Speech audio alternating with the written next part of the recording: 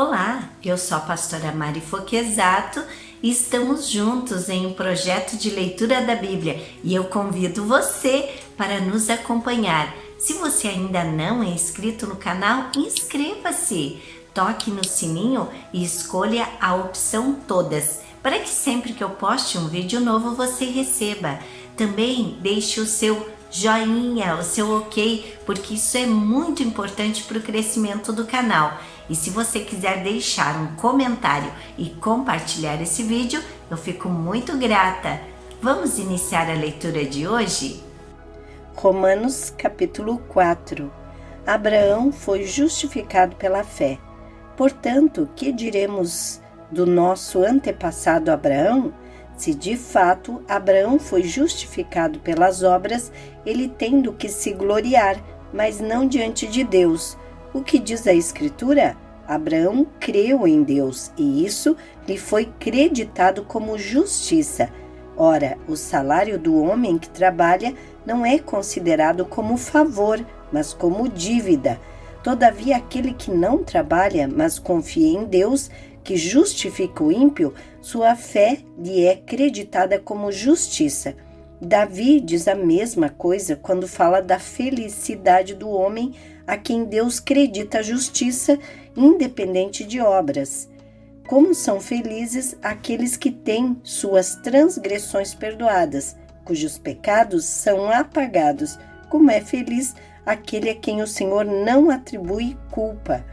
Destina-se esta felicidade apenas aos circuncisos ou também aos incircuncisos?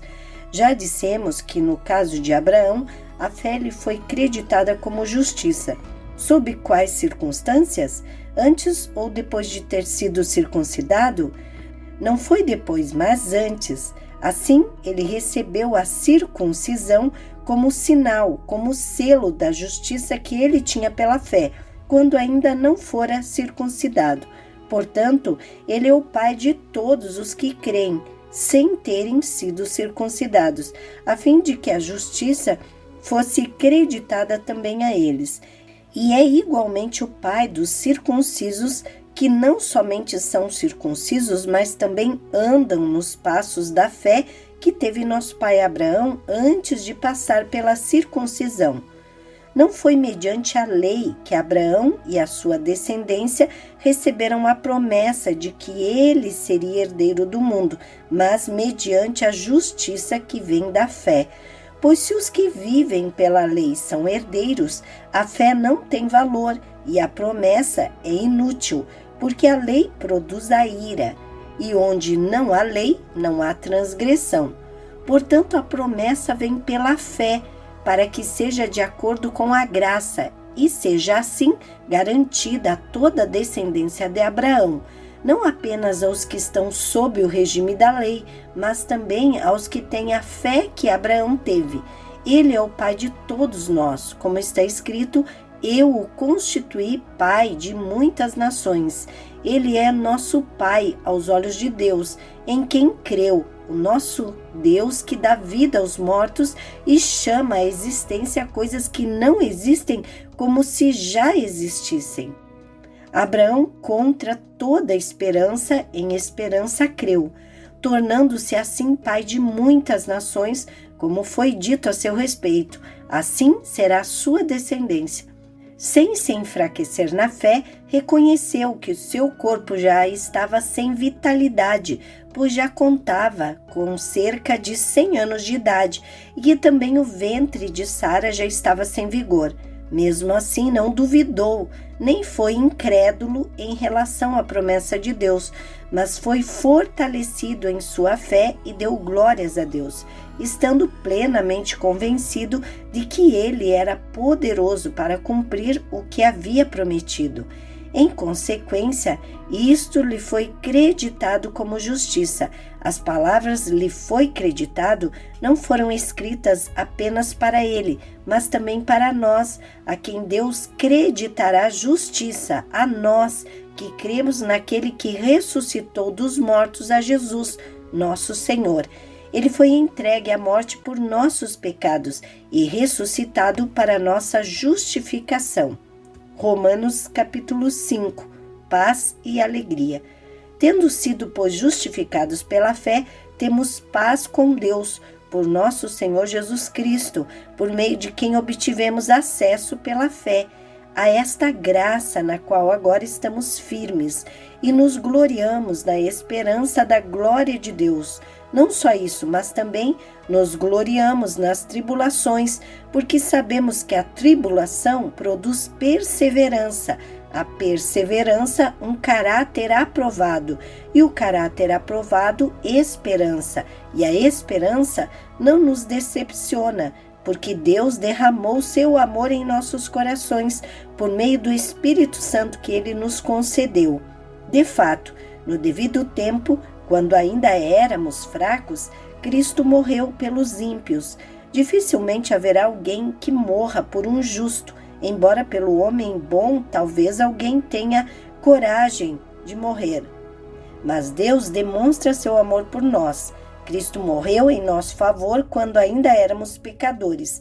Como agora fomos justificados por seu sangue, muito mais ainda por meio dele seremos salvos da ira de Deus. Se quando éramos inimigos de Deus, fomos reconciliados com ele mediante a morte de seu Filho, quanto mais agora, tendo sido reconciliados, seremos salvos por sua vida.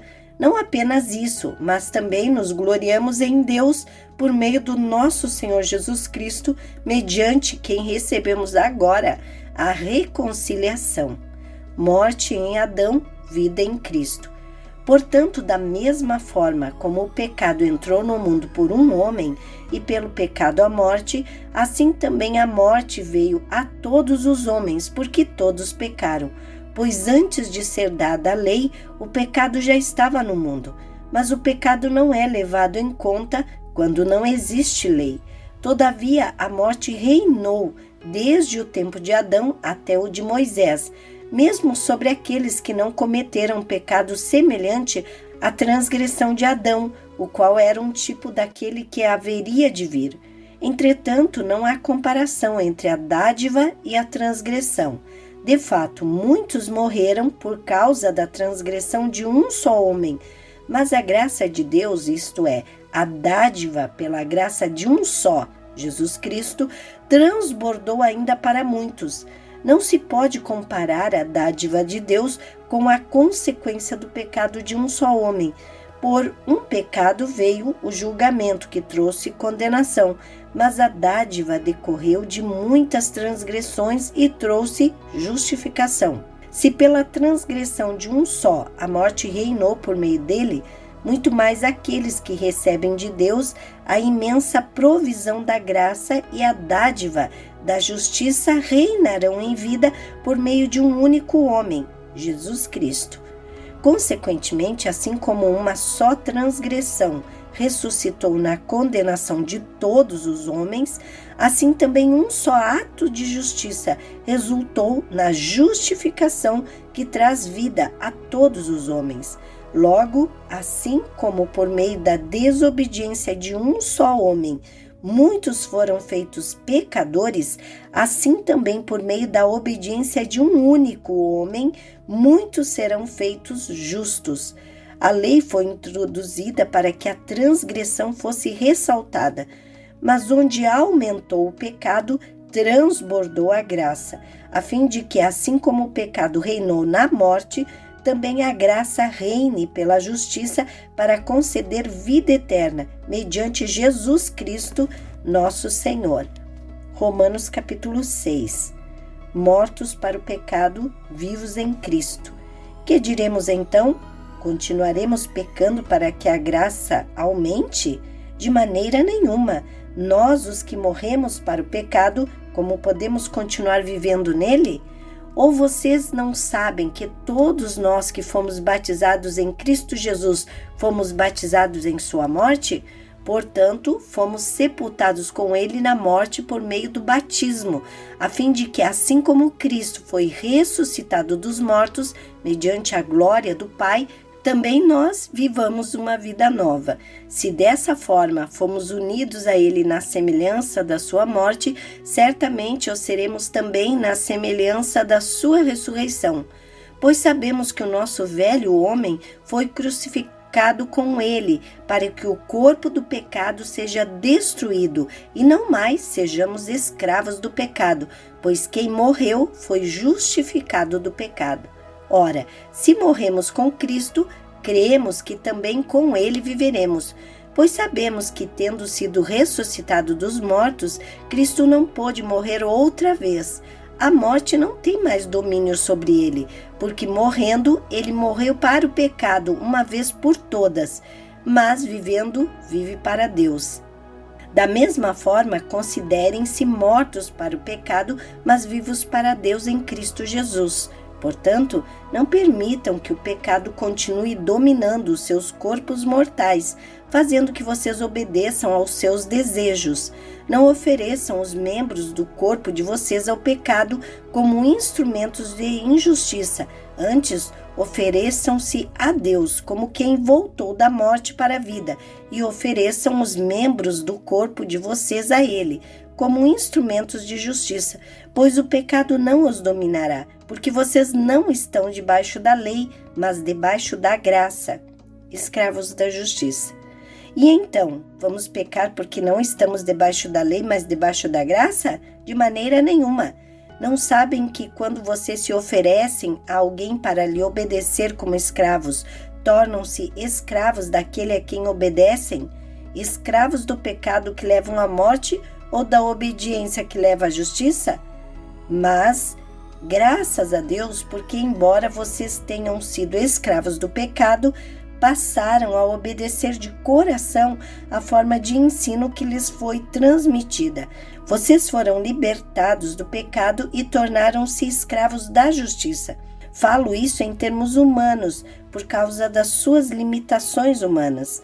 Assim como vocês ofereceram os membros do seu corpo em escravidão à impureza e à maldade, que leva à maldade, ofereçam-nos agora em escravidão à justiça, que leva à santidade.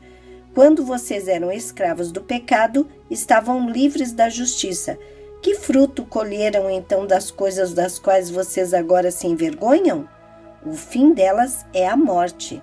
Mas agora vocês foram libertados do pecado e se tornaram escravos de Deus. O fruto que colhem leva à santidade e o seu fim é a vida eterna, pois o salário do pecado é a morte, mas o dom gratuito de Deus é a vida eterna em Cristo Jesus, nosso Senhor.